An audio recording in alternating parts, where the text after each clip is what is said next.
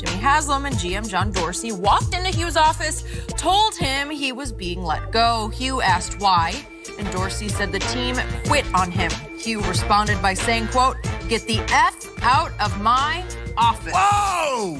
Which was about not to be his office anymore, right? Yeah, I was going to say, in that moment, he still had the control. Yeah. I didn't even say anything. I just said F. Yeah. Reacted to it. All right, Shannon, what did you learn from that moment in this article about this organization? A lot of this, Skip, I think it's been reported, and we kind of knew there was a lot of dysfunctionality going on in Cleveland, but I don't think we knew it to be to this magnitude. That is true. It was reported that John Dorsey said one of the reasons that they were firing Hue, that after 8 games, that the team had quit on him. But in 4 of those 8 games, they're going to overtime. That tells me the team playing their asses off for Hue Jackson, whether they liked him or not. I just feel that Jimmy Haslam didn't know enough about football, wanted to know about football, and just inserted himself in instances in which he had no knowledge of. But that's what happens, Skip. When I own a team, I can come down and say and do whatever I want, even though it might not be the most sound, prudent way to do things. Skip, it was reported that, and we've heard this before, that Johnny Manziel texted Darryl Loggins, who happened to be the quarterback coach at the time. He shows the text message to Jimmy Haslam. Jimmy Haslam, against everybody in the draft room, says, "I want Johnny." They drafted Johnny Manziel.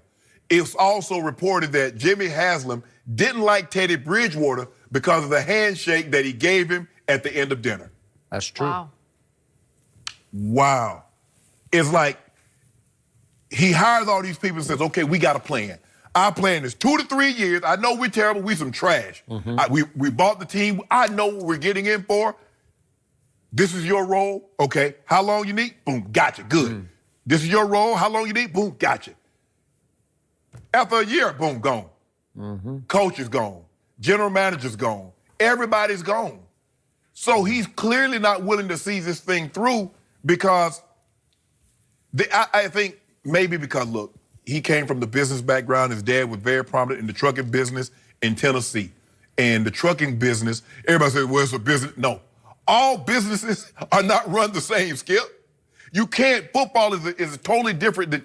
It's hard for me to believe that a football business, the NFL, operates like a trucking business. And a trucking business operates like Google or Microsoft. Yeah, they're businesses, but you can't operate everything the same way. And it was a mess. And it's also in here that Hue Jackson believes that there are some people on the offensive side of the football that told, and I told you this, Skip Bayless, that they told Baker Mayfield something. This has nothing to do with Hue being fired and going to Cincinnati. And I said it. I didn't need this article to tell me. Somebody told Baker Mayfield something for him to feel some type of way about Hue Jackson. And this article validated that for me. But they got some issues. The question is, Skip, he has this guy in place. Hopefully, Freddie Kitchens does a great job. But how long? Let's just say, for the sake of argument, Skip, next year they start 1-5, or they start 2-7. Then what?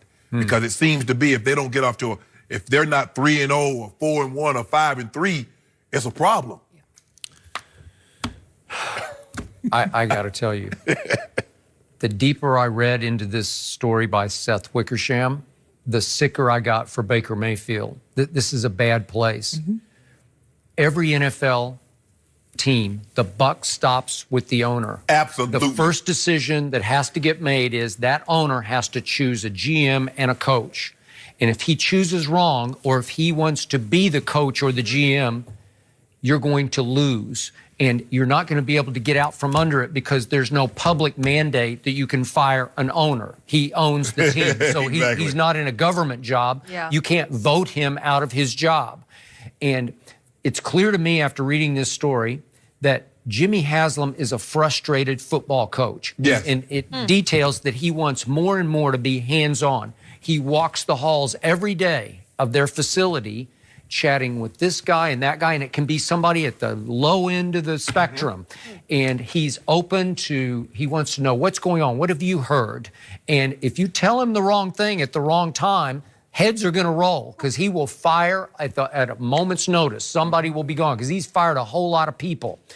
So in the end, I'm not sure you can overcome that over the long haul, because it sounds like his football philosophy has changed with the weather in Cleveland. Right. He wants to go this way, but then he decides, no, I want to go this way. Yeah, I like analytics. No, I don't like analytics. And his analytics people, starting with a guy I knew in Oakland when he was a baseball analytics guy, Paul DePodesta, warned Jimmy that Hue is everything he didn't like in a football coach. It was 4-1 against Hue to be hired. Against Hue. But then he hires Hue, and then he fires Hue because he thought the team quit. The team didn't quit on Hue Jackson. You quit believing in Hue.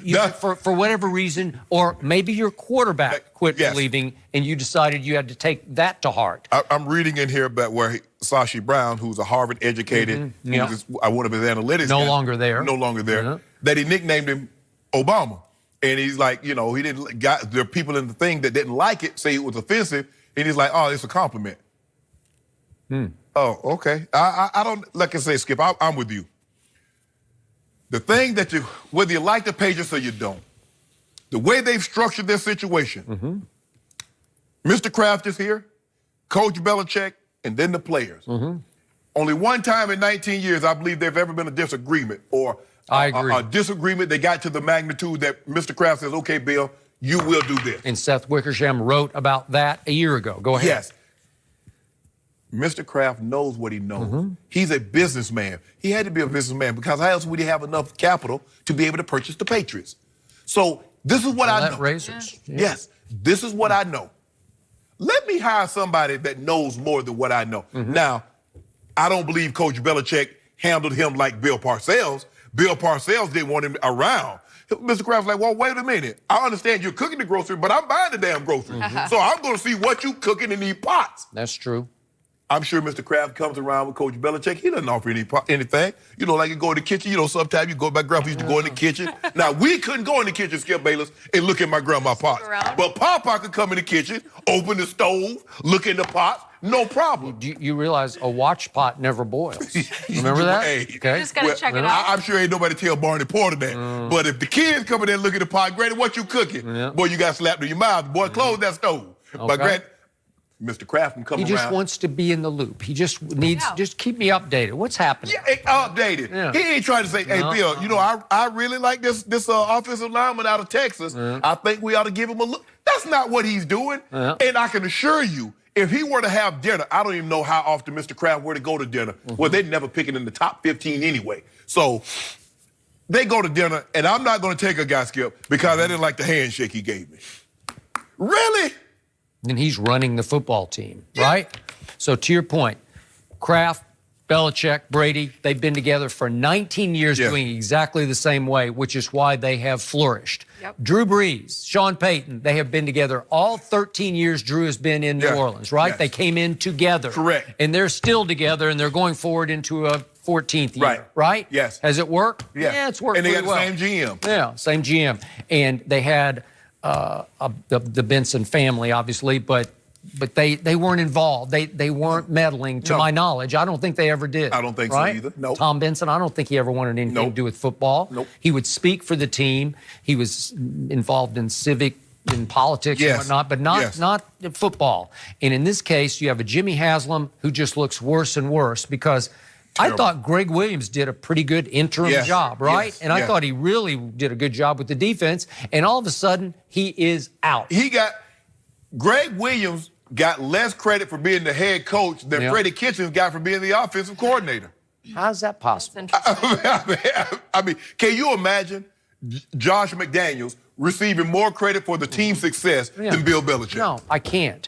And then you took Freddie Kitchens, who's been in the background his whole professional life, right? Yes. And all of a sudden, you have made him the head coach, and you've taken him away in part from what he did best, work closely with Baker Mayfield. Now you can't work closely with Baker Mayfield, right? Yes. So, and back to, real quick, your story about Johnny Manziel, and I was so close to this. Remember, Dow Loggins was the quarterback coach who loved Johnny. Right. He was the big proponent. But remember, the GM, Ray Farmer, did not love Johnny. The head coach, Mike Patton, did not love Johnny.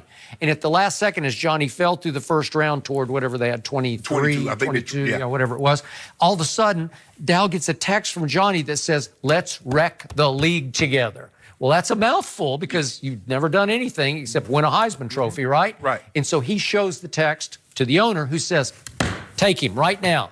We don't. Yeah, and they were furious about it. Ray Farmer was especially furious. And then Dow Loggins made the mistake of going on he's from Arkansas. He goes on an Arkansas radio station and tells this story. Yeah. And all of a sudden, Johnny Manziel's coming in and everybody's saying, oh, kid, so you're going to wreck the league? Right. Okay, good luck with that. And so now he's the hand-picked guy for the owner. Yeah. So how soon? Now it's just a matter of time. We got to play him. You're going to fail. It's not going to work. The expectations alone. I mean, look at all the head coaches. He fires Chudzinski after 1 year. I mean, Skip, you can't have 6 coaches and 3-4 general managers and then think you're going to have success. No. It's not going to work like that. Listen, Baker Mayfield's going to have a hard time with this. It's just too dysfunctional. It's too all over the map, and you don't know from day to day what's going to happen next. Because he doesn't know. Yeah. It all depends on how he wakes up on a given morning. Hopefully he can bring some order to the mix. Because it was so positive to see the growth. But then when we read this, it kind of leaves that sour taste in our mouth that we had before the season. Well, that kid might be tougher than we thought, because if he's succeeding after all this that's what's going on, he's much tougher than we previously thought. It's a different story. Guys, where's LeBron? Where is he? Is he coming back? Do you know where he is? Yep. I don't know. I'd like your inside information, Shannon, because we would like him to come back so we can talk about him. We're going to tell you the latest we know next. Maybe Tuesday. Yeah, maybe Tuesday.